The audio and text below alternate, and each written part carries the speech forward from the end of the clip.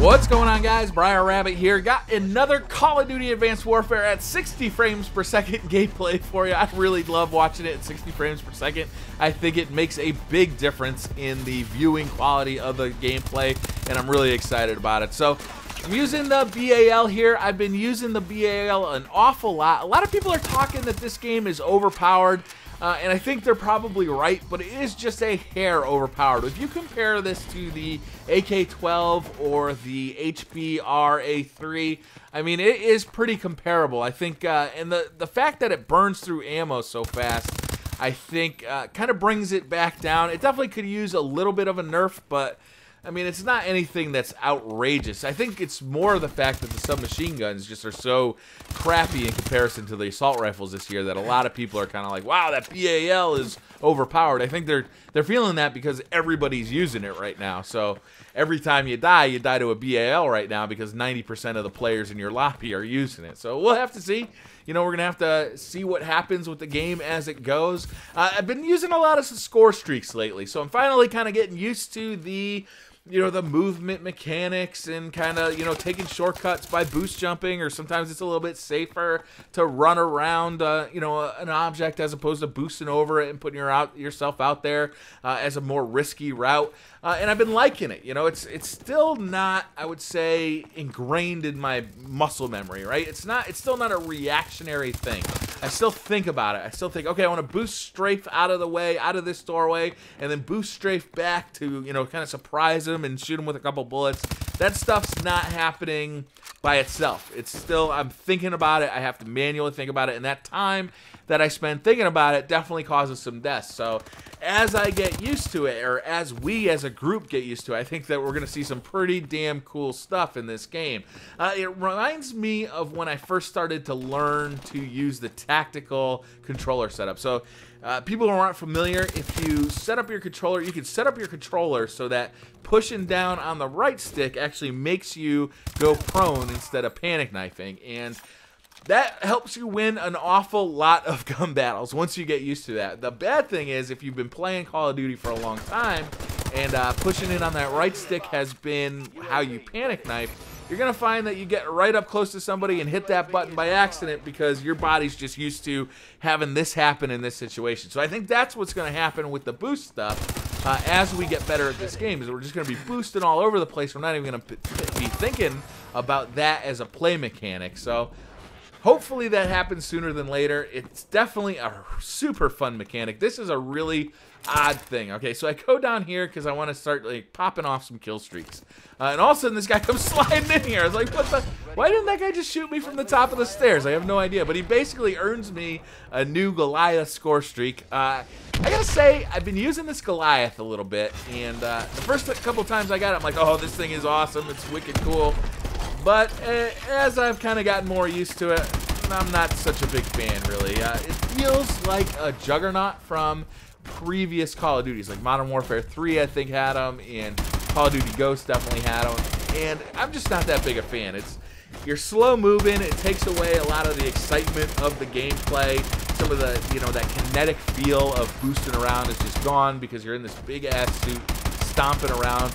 Players can see you on their mini-map, and they totally avoid you if they know what the thing is.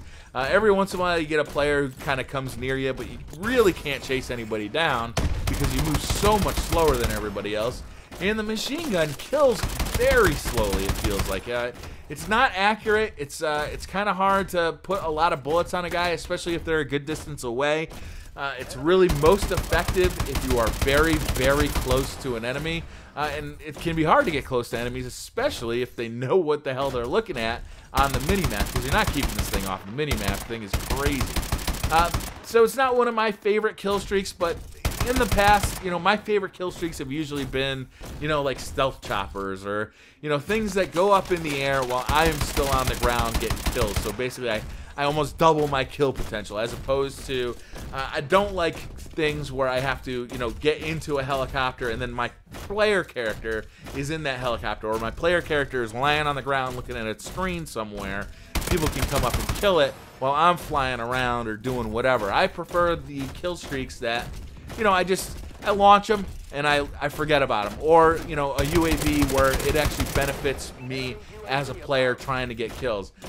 Stuff like this has never been my favorite. It's cool, like at the beginning of a game's life, just trying everything out, but I don't think it's a really effective way of using a kill streak, especially the way the mechanics of the kill streaks work in this game, where you can actually improve your kill streaks by making them harder to attain, while making them harder to attain. I find that, you know, and the fact that you die so frequently in this game, I think that kill streaks are just that much more uncommon, so you really want them to perform for you. You really want to get the max you can out of every kill streak, and I just don't think that's going to be one of my favorites in the long term. I do like the UAV an awful lot. I wish that the all the perks that kept you off of the UAV, all like the, you know, the hidden perks, like what is it, the blast suppressor and all that kind of stuff, I wish that was unlocked later, so that like early players weren't constantly getting that. So after you prestige, you're gonna have to go, you know, 10 or 15 or 20 levels without having blast suppressor, or, you know, another blind eye perk or something like that. You know, all these perks that are keeping you off of the minimap, because with the loss of the footstep sounds are there. You know, you can sometimes when you're playing free for all, you can hear them. You actually can turn on somebody who's trying to sneak up behind you. But especially in the team-based games where there's a lot going on, there's gunfights all over the place, there might be score streaks up in the air, there's an announcer, you know, all that stuff, you can't hear them at all. Free-for-all, you can kind of hear them sometimes, but it seems a little inconsistent, and it's really frustrating to, like, watch your kill cam, and you see this guy was just following you for, like, you know, 20 feet, and you had no idea it was there. He doesn't show up on the mini-map, you can't hear him, so you're basically screwed, you know? All you can do is kind of keep checking behind you to see if anybody's sneaking up behind you.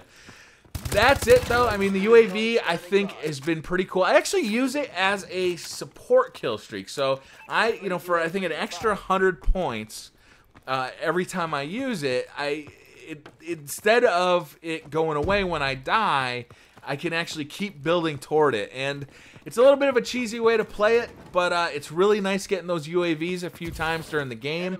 It does cost a lot to get them, so you got to be doing fairly well if you want to get it 2 or 3 times during a game. But the UAV is just so useful on a general basis, especially, I think, in team-based games.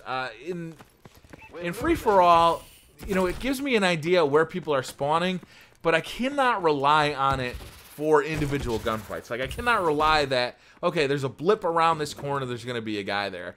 It seems like it's too slow to respond. That dot may be gone already. Like, whoever represented that dot is gone already. And there's so many people who are not on the mini-map because they've got all those perks that, you know, you be getting surprised a lot if you are just relying on that mini-map to find people. So I also like this kind of assault drone. I don't think I'm going to be using it much. You know, it's a lot of points to get 1 kill.